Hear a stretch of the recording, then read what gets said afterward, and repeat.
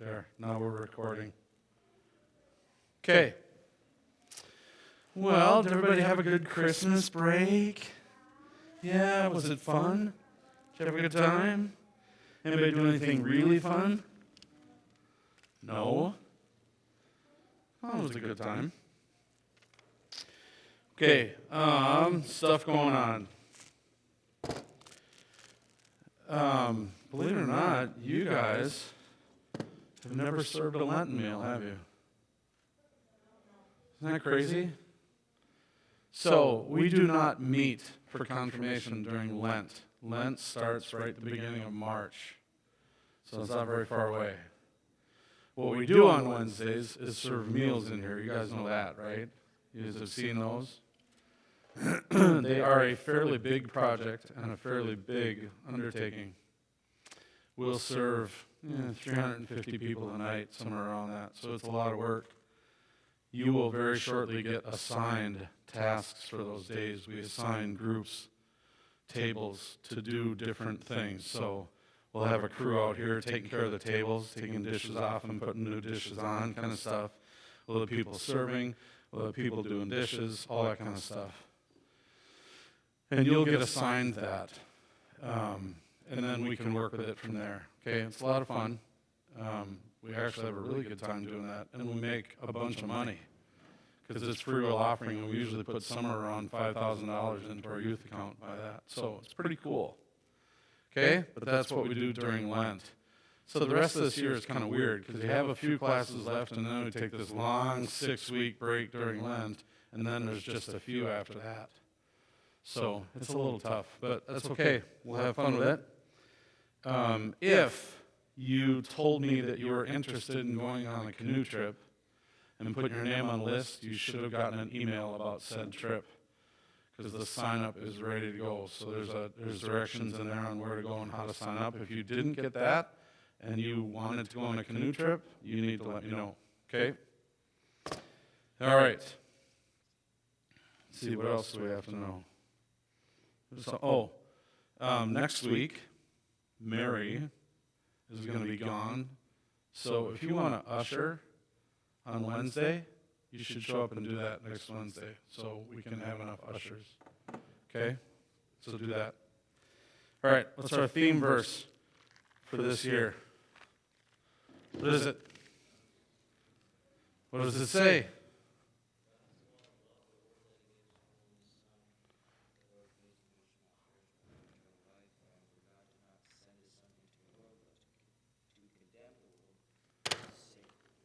But so that the world may be saved through him. Okay, that's our theme verse. We usually talk a little about it. What do you want to say about God loved the world so much that he sent Jesus to die for it, so that everybody believes in Jesus will be having eternal life, right? And he didn't send Jesus into the world to condemn the world, but so that the world would be saved through him. Just a few things, or the entire thing, or how does that all work? What does it mean that the world is saved? What does it mean for the world to be saved? What are we talking about, saved? Saved from what? Saved from sin. Okay, so no sin? There's still sin, right? What does it mean to be saved from said sin? Sins are already happening. What does it mean to be saved from them? Be forgiven. Forgiven is good. What else? What does it mean to be saved from sin? Okay, up until Jesus came along, the way faith worked, or the way religion worked, is there was pretty much one religion, and the rabbi was the one that controlled it. So if they didn't like you or like what you were doing and they kicked you out of the synagogue, you pretty much had nothing. Couldn't get a job, couldn't really live in society. So here comes Jesus and says, it's not about religious authority. Sin is anything that keeps you away from God. So it used to be that somebody would say, if you sin, you have separated yourself from God. Right? You commit a sin, you have drawn away from God. You've separated yourself from God, you've gone away. Okay. The issue is that you can try as hard as you want to get away from God, but you don't. Okay? You can try and leave God. God will never leave you. Bentley, what are you doing? He escaped? Oh, poor Bentley. Everybody meet Bentley. Bentley's cute. No, that's all right. Dog is God spelled backwards. Dog is God spelled backwards, right? So dogs are the reflection of God. You ever notice that? Like they love you no matter what? Unconditional love. You want to see what unconditional love looks like? It's dogs. Okay. I'm a dog person. It's not that I hate cats. I just don't have any. I'm not a cat person. I'm a dog person. Okay. So you can try all you want to walk away from God. And there may be times in your life when you will. There's going to be times in your life where you run into stuff and you say, there is no God. The issue is that God never walks away from you. So Jesus shows up and saves us from sin, saves us from sin's power to separate us from God. Oh, you don't have that anymore. God is going to be with you no matter what you do. Even if you turn your back on God, God still stands there. Okay? Okay, so tonight we're going to play around in Acts a little bit. Do you know who Paul is? Who's Paul? I know he's a person. Who is Paul in the Bible?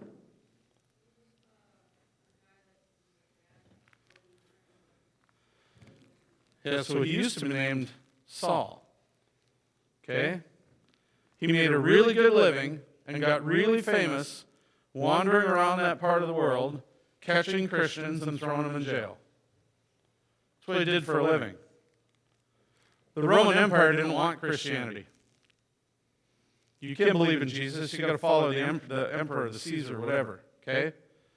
This Jesus person, we can't have that.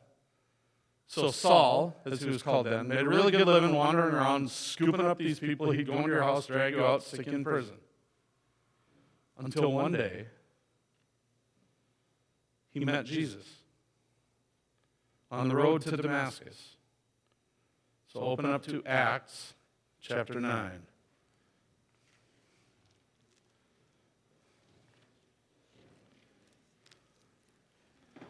Now, why do we care about Paul? You know why we care about Paul? Yeah, he pretty much started what we know known as the church. Why else do we care about Paul?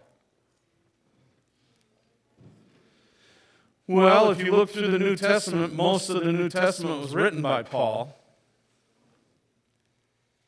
So everything, like almost all of the New Testament, not the Gospels, but everything after that, Romans, 1st, 2nd Corinthians, Ephesians, Galatians, Colossians, all those letters, they're written by Paul. So we kind of care about Paul. Okay? It's important. So if you look at, it's on page 1811, those first two paragraphs are kind of long, but I want you to read them. I'm not going to read them out loud. Just read them to yourself.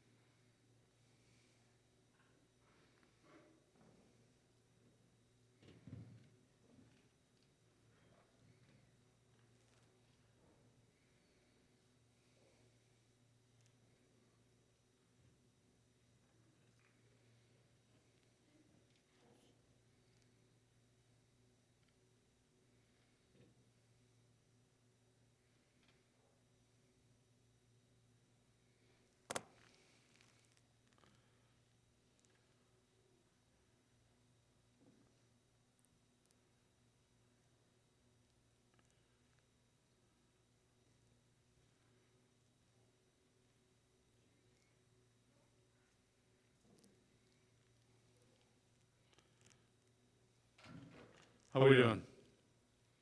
Good? Okay. In that story, look at verse 7. What does verse 7 say?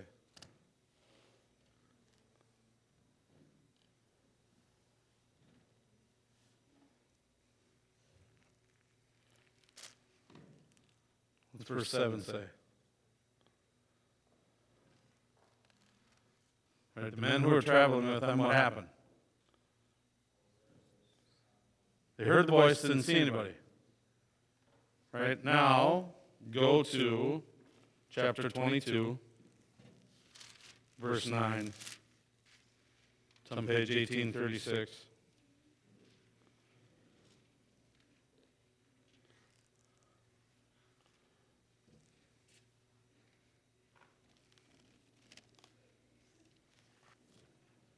What's that say?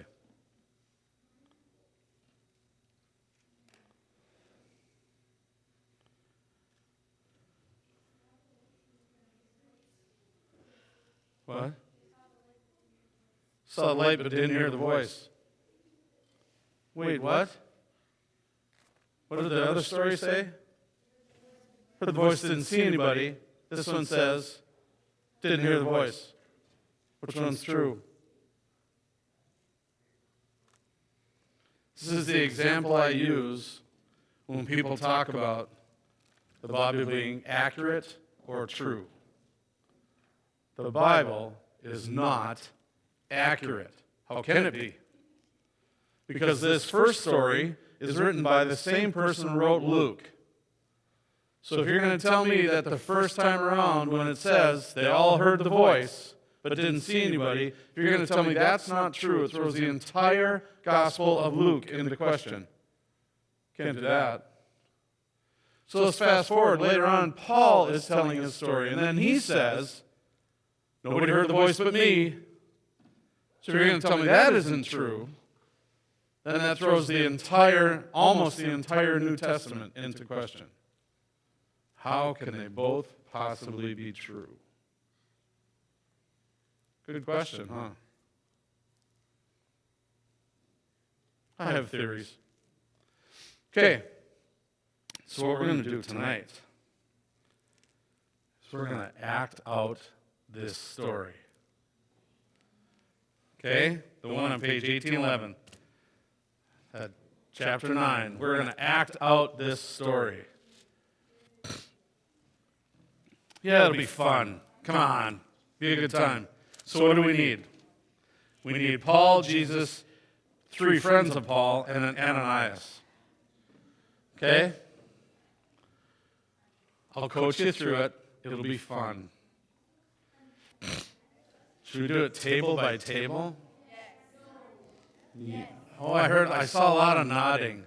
We could. We're going to have to add some tables together, though. No. We'll do it table by table. It'll be fun. A is first. Yes. So, who's going to be Jesus? Okay, you're Jesus. We're dealing with this group. Okay, I need a Paul. Okay, you're Paul. Some friends. The friends don't have to say anything. So the friends, they're like the shepherds in the Christmas story, right? Okay, and then I need an Ananias, which would be you. Okay, grab your Bibles because you're going to need to read this. Okay, shh. You guys got to hush. Okay, we're going to. So the rest of you should be figuring out how you're going to do this because we're all going to act it out.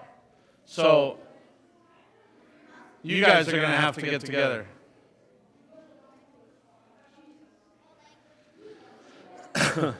For our purposes, English. Okay? All right. So, listen. Yeah, isn't that a mess? Look at that. It's pretty used. It's got tape on it, though. So, well, it's still here. Yeah, I've got others, but there's a lot of notes. Okay. All right, so go over there. Ananias can stay. Well, Ananias can stay here. The rest of you are on the road. Shh. Guys, watch now, because, they're going to pay attention to you, so you should pay attention to them. Okay. I'll be the narrator. Okay? So keep track of your parts. Friends, you don't have to say anything.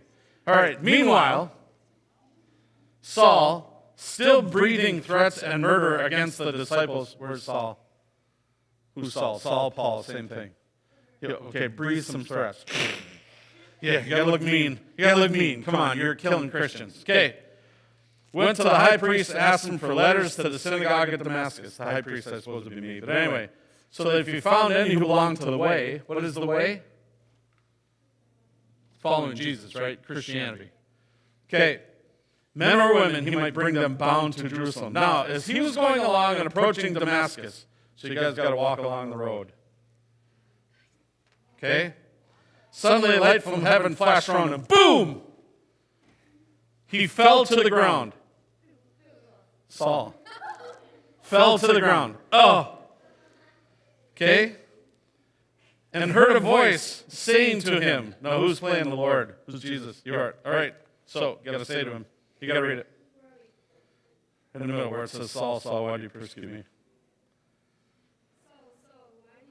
You got to go loud. Come on, it's Jesus. He asked. Saul, yeah, you got to talk now. Yeah.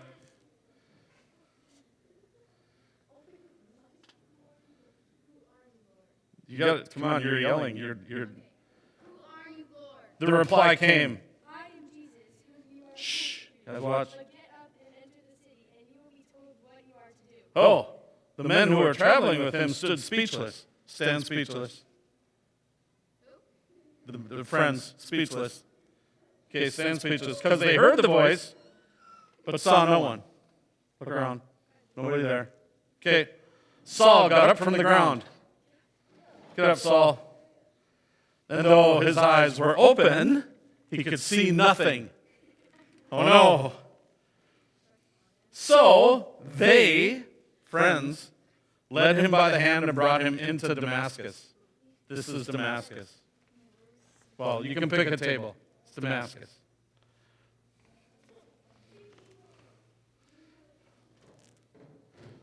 Okay? For 3 days he was without sight and neither ate nor drank.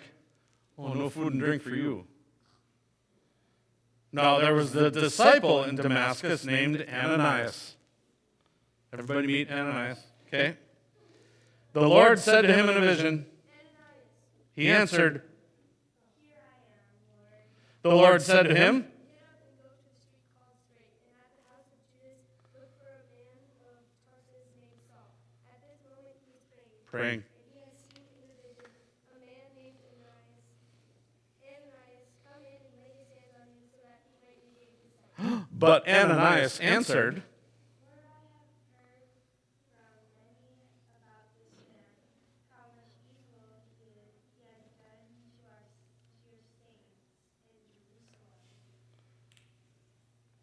keep going.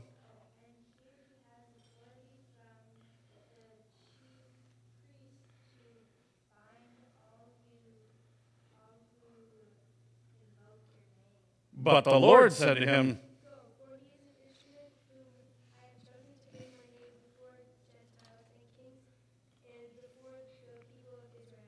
I myself will show him how much he must suffer for the sake of my name. Suffer. So Ananias went and entered the house, laid his hands on Saul. Go put your hands on Saul.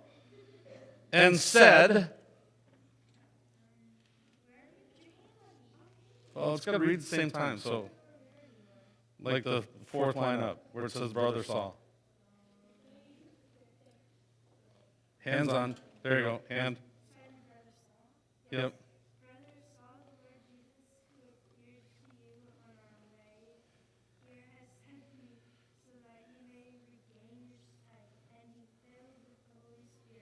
And immediately something like scales fell from his eyes and his sight was restored. You can see again.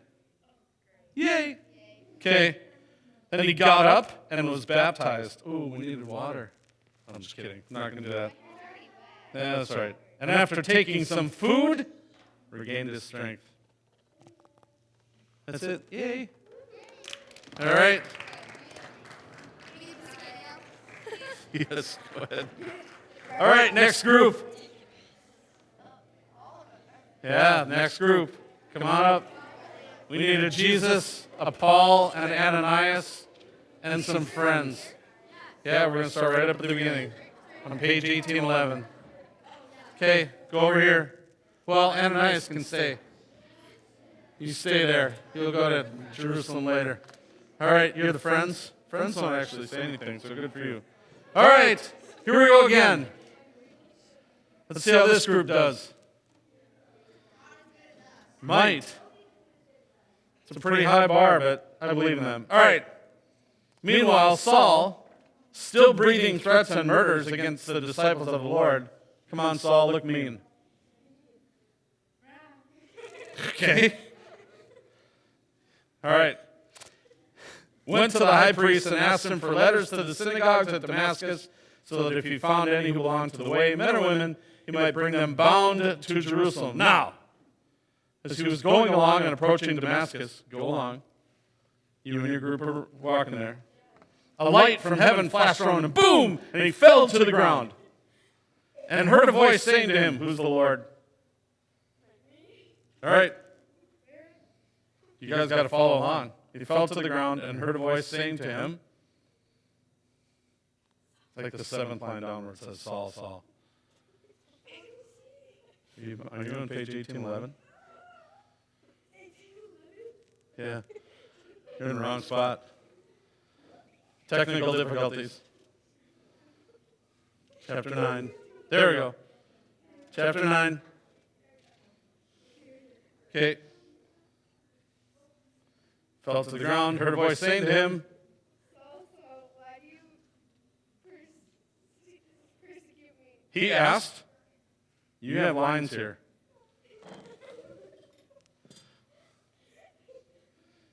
Who are you, Lord? The reply came, I am Jesus, whom you are persecuting. keep going. But get up and enter the city, and you will be told what you are to do. Aha, the men who were traveling with him stood speechless. Stand speechless. No talking. Because they heard the voice, but saw no one. Saul got up from the ground, and though his eyes were open, he could see nothing. You are blind. Oh. So they led him by the hand and brought him to Damascus. All right, friends, lead by the hand and bring him to Damascus. Not Jesus. Well, you can go there, but... All right. Here we are in Damascus. For 3 days he was without sight. No sight for you. Neither ate nor drank. Now, there was a disciple in Damascus named Ananias. Everybody say hi to Ananias. Okay. The Lord said to him in a vision,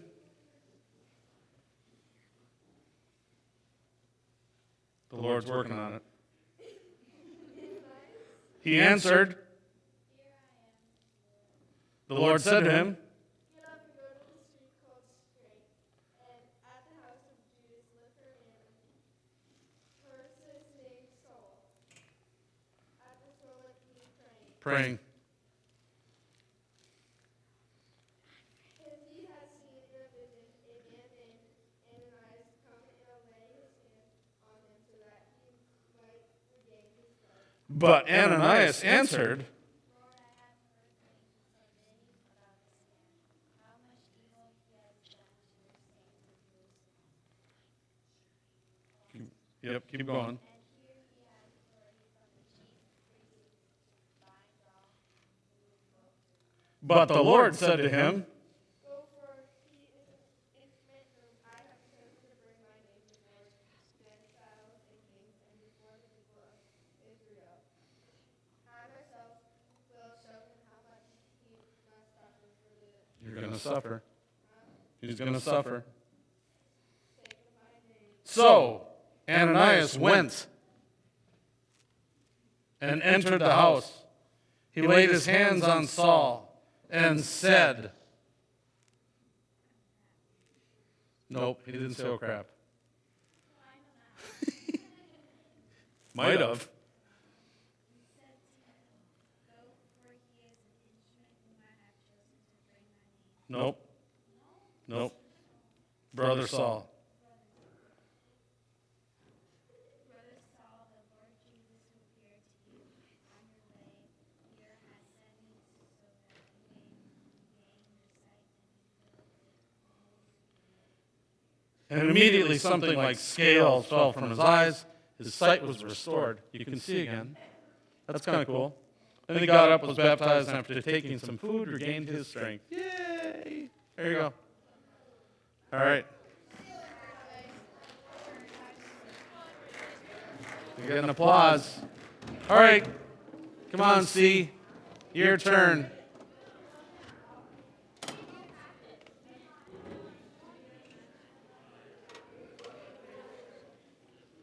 Okay.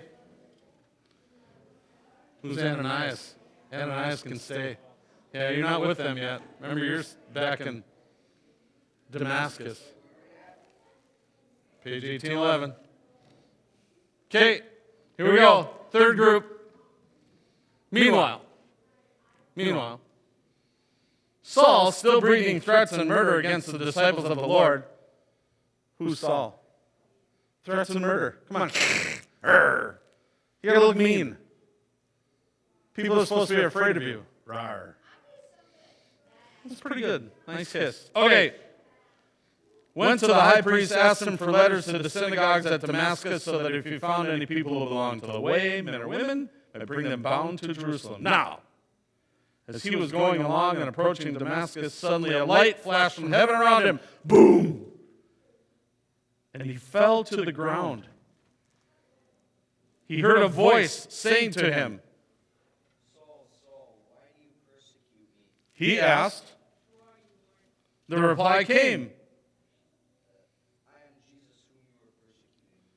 But get up and enter the city, and you will be told what you are to do. the men who were traveling with him stood speechless. Stand speechless. Okay? Because they heard the voice, but saw no one. Saul got up from the ground. Though his eyes were open, he could see nothing. So they, meaning the rest of your friends, led him by the hand and brought him into Damascus. You got to lead him by the hand. Not by the elbow, by the hand. I know. How are you? He's blind. He's going to walk into stuff. You're supposed to be leading him.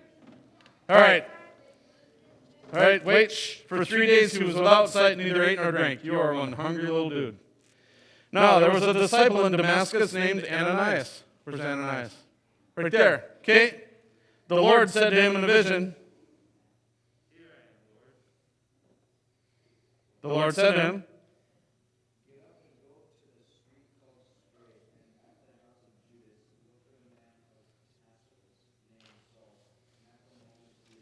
Praying. Supposed to be praying. All right.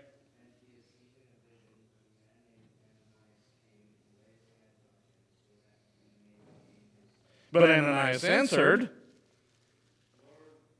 I haven't heard from any about this man. How much evil has he done to your name in Jerusalem? And here he has authority from the chief priests to blind all who invoke your name. but the Lord said to him,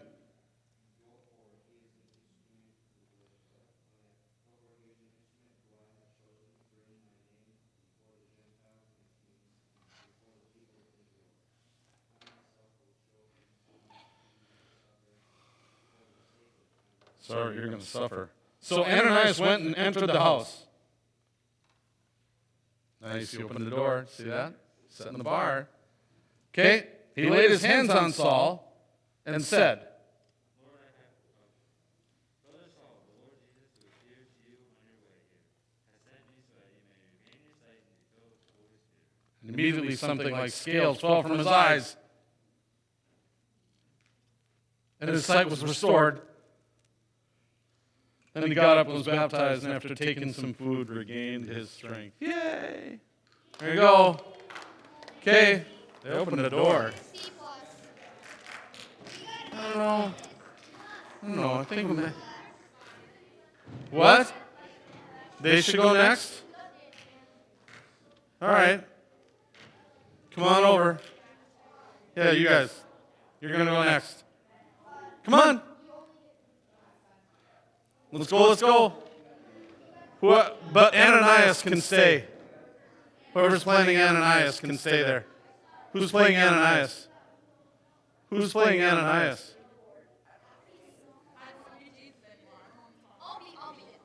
Yeah, I was going to say Ananias can stay there.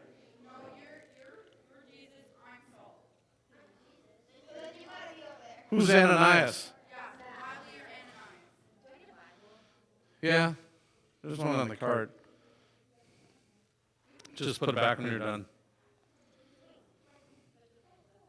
I suppose you could use that one. But you got to wait over there. You're not with these guys. Well, notice in the text it doesn't say how many friends.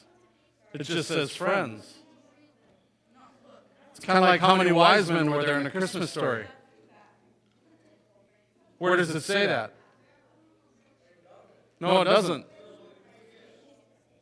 Yeah, but I mean, they were coming to pay homage to like the king of everything. Don't you think they'd have brought probably more than one person could carry? Huh? There was probably lots of wise men. All right, moving on. Here we go. Meanwhile, Saul, still breathing threats and murder against the disciples of the Lord. Who's Saul? Threats and murder. You're breathing threats and murder. You got to sound mean. Look mean. Okay? Went to the high priest, asked him for letters to the synagogue at Damascus so that if he found any who belonged to the way, men or women, he might bring them bound to Jerusalem. Now, as he was going along and approaching Damascus,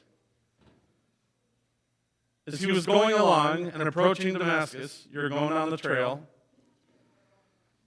a light from heaven flashed around him, boom, and he fell to the ground. It's a good fall. And heard a voice saying to him, who's Jesus? There you go. Shh, listen. He asked,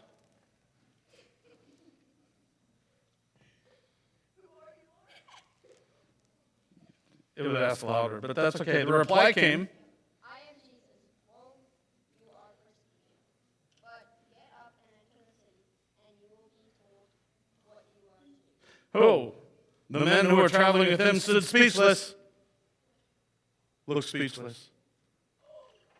Because they heard the voice but saw no one. Well, you're not speechless, you're Jesus. They're speechless. Saul got up from the ground, and though his eyes were open, could see nothing. So they led him by the hand and brought him into Damascus. Your friends are just standing there. You're supposed to lead him by the hand into Damascus. Good friends are hard to find, aren't they? For 3 days he was without sight, neither ate nor drank.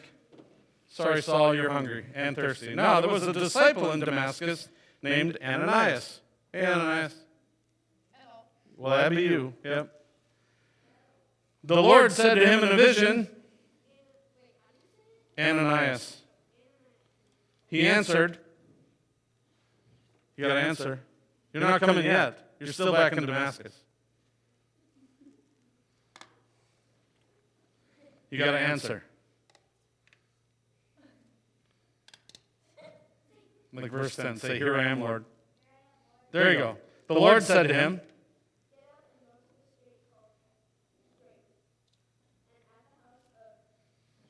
yep.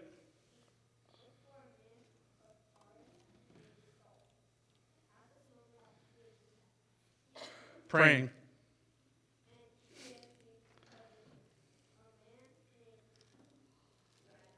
Ananias.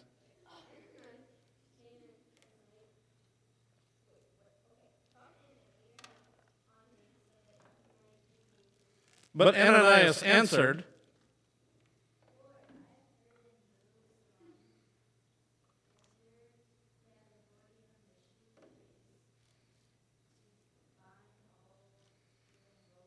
but the Lord said to him,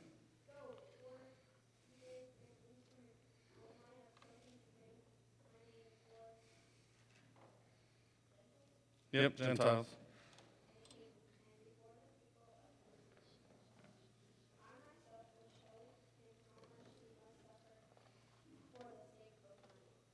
So Ananias went to the house. He laid his hands on Saul. Saul's over there, starving and blind. And said,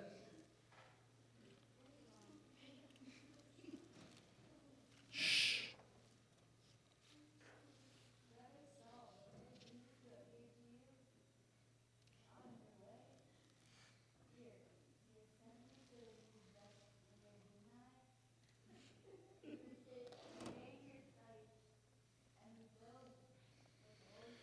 And immediately something like scales fell from his eyes,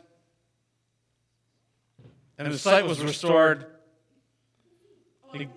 Yeah, you can see. And he got up and you were baptized, and after taking some food, regained his strength. Yay. There you go. Okay.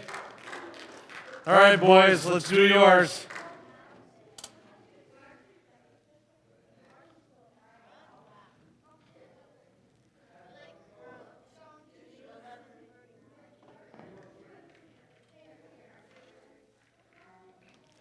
Jeez, you guys. You know that's $20 worth of candy at Dan's. Actually, yeah. My 7th graders like empty the dish, so pretty soon I'm not bringing it up here. One will be good. Who's Ananias? You Ananias? Okay. Shh. All right. Guys, get it. Well, if you've got lines, yeah, you need a Bible. Okay. Here we go. Meanwhile, Saul, still breathing threats and murder against the disciples of the Lord. Who's Saul? Breathe threats and murder. Yeah, okay, yeah, there you go. All right. Went to the high priest, asked him for letters to the synagogue at Damascus, so that if he found any who belonged to the way, men or women, he might bring them bound to Jerusalem. Now, as he was going along and approaching Damascus, you're going along and approaching Damascus, all of you. Yep, keep going. God, you can go anywhere you want. Suddenly a light from heaven flashed around him, boom, and he fell to the ground. And heard a voice saying to him, shh. He asked, who are you, Lord? Who are you, Lord? Say, who are you, Lord? There you go. Persecuting.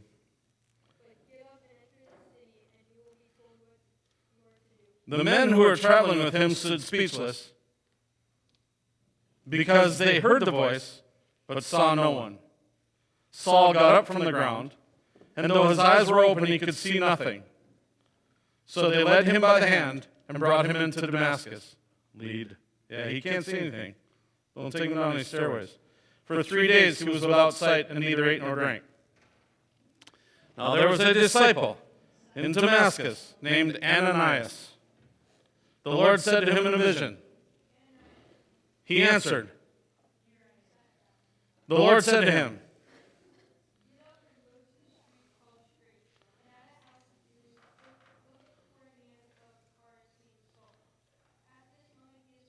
praying. Supposed to be praying. Saul. Pray. Pray. There you go.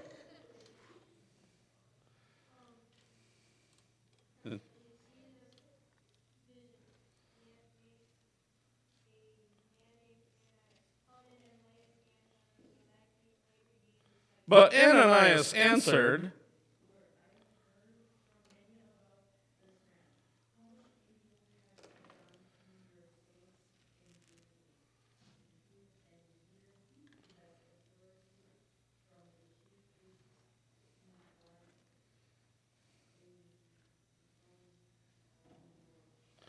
but the Lord said to him,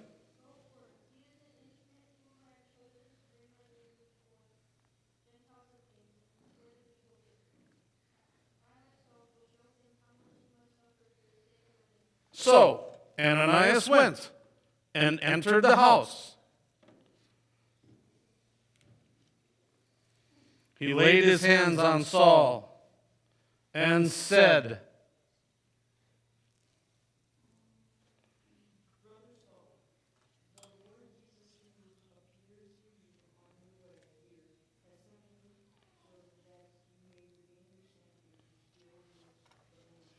And immediately something like scales fell from his eyes, and his sight was restored.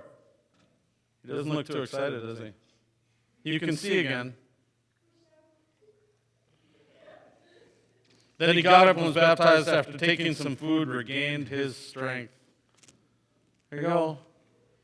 Yay. Okay, our last five. Get up here. Well, except for Ananias. Ananias can stay.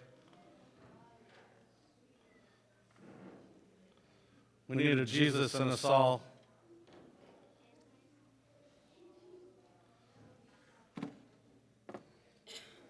All right, our last group. They've set the bar pretty high, you guys. Okay. All right, shh, listen. You okay? Okay. Meanwhile, Saul, who's Saul? Still breathing threats and murder against the disciples of the Lord. Threats and murder. Do something mean. Okay. Went to the high priest, asked him for letters to the synagogues in Damascus so that if he found any who belonged to the way, men or women, might bring them bound to Jerusalem. Now as he was going along and approaching Damascus, you're going along, suddenly a light from heaven flashed around him. Boom! He fell to the ground and heard a voice saying to him, who's Jesus? Well, persecute. He asked, who are you, Lord? The reply came,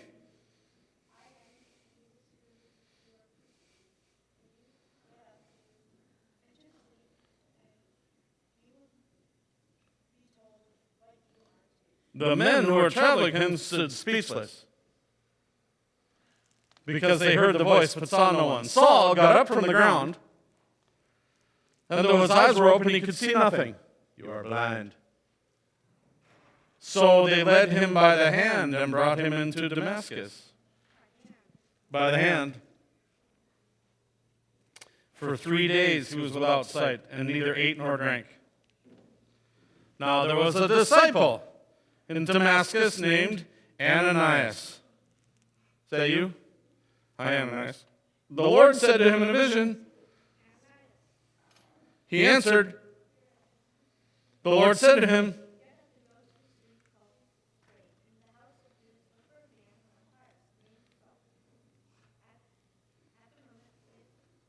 praying. Praying. There you go. Well, I got to make Saul pray because they're just sitting there. Okay, moving on.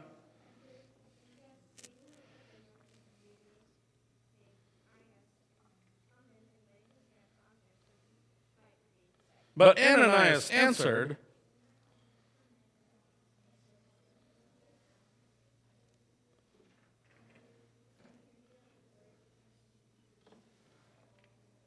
but the Lord said to him,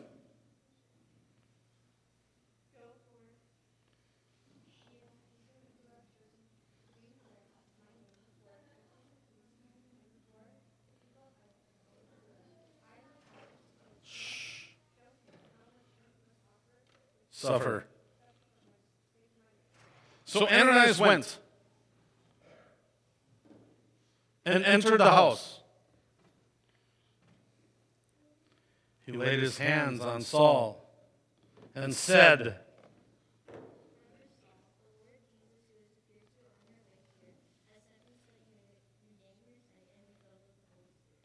and immediately something like scales fell from his eyes and his sight was restored. Are you excited? I can see. Then he got up and was baptized, and after taking some food, he regained his strength. There it is. Yay. Okay. Not much of a contest, but that's all right. All right.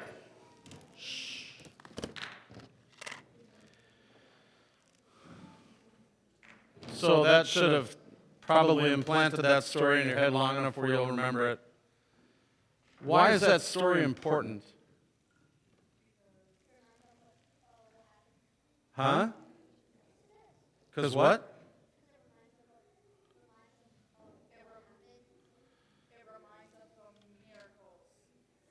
What's the miracle? That he just laid his hands Regained his sight. Okay. Why else is this important? Is this story important?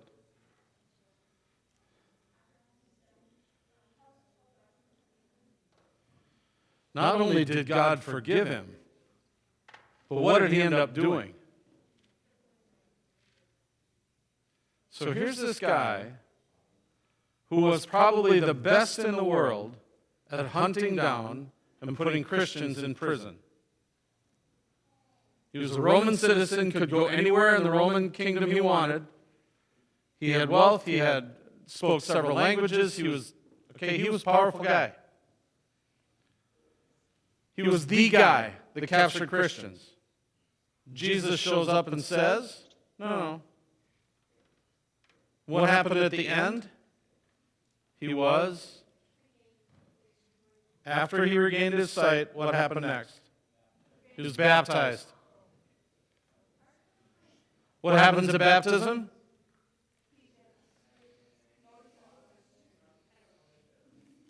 Sins forgiven, washed clean forever in the waters of baptism. So God washed him clean and sent him out to do work in the world. And what work does he do in the world? He pretty much sets up the church. The church as we know it. Organization, worship, all of it. Most of the New Testament was written by Paul. So he becomes the worst of the worst. God turns him into the best of the best. This was the guy that was killing people. Okay? Responsible for trying to erase Christianity from the world. And God spun that around. You all know people who don't believe in God. I bet. You all know somebody. Not like an atheist that's like aggressively against God. I'm talking about people that just don't go to any church, don't get involved in worship, don't care, don't have a faith life. You all know those people, right? This story shows what happens when they meet Jesus. Can those people meet Jesus? Where? In you. You are Jesus to everyone you meet. If you're going to say you're a Christian, then their experience with Christianity is going to be from you. So how do we bring people to God? How do they meet Jesus in us? By what you say and do. We're dealing with the fourth promise out of 5 says, serve all people following the example of Jesus. So when you're wandering through your days, you think about, how did Jesus serve people? What did he do? What did Jesus do? When he was serving people, he was kind. Can you be kind? Sure. What else did he do? Jesus? Not Jesus. Jesus didn't start any churches. He didn't have buildings. Jesus was homeless. How did Jesus serve people?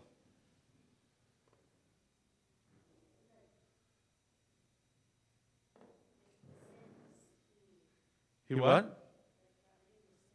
He forgave you. Can you forgive people? Can. What else did Jesus do? For the 3 years that we have him walking and wandering around the earth, what did he do? Yeah. He healed people. Can you heal people? Yes. How do you heal people? Give them Band-Aids. Yep. If they're having a bad day, sit down next to them and make them feel better. That's healing people. Give them a high five. Smile. Hold the door. Right. All that stuff.